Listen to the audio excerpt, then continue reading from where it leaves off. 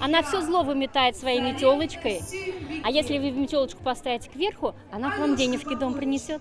Это лишь один из множества секретов, которые принесут в дом счастье и удачу. Венера Гафиатуллина признается, что относится к этим куклам как к собственным детям. Она не только сама научилась искусно их делать, но и обучает этому детей. Результат творчества – радость окружающих. Мы их дарим.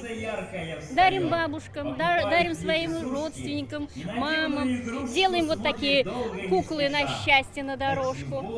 Вот такая вот подорожница. Это в дорогу. У нее тут есть и денежка, и зернышки, если она проголодается. Кроме подарков в виде игрушек, для гостей фестиваля мастер-классы. Здесь они могли научиться собственными руками создавать то, что привыкли покупать в магазинах. Технологии изготовления точно как в старину, но без современной моды не обошлось и здесь. Я вижу у Петрушки костюмчик цвета хаки. Почему?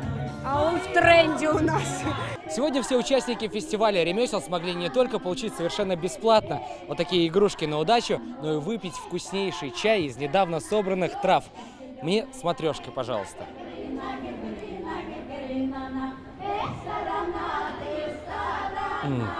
Аромат невероятный.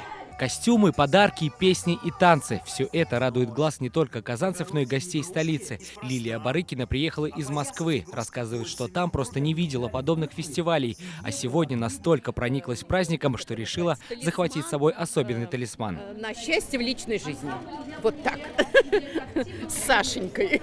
В планах организаторов сделать фестиваль ежегодным. Они уже сейчас уверены, что в следующем году его масштабы вырастут в разы. Сергей Хайдаров, Ренат Сафин, ТНВ Казань.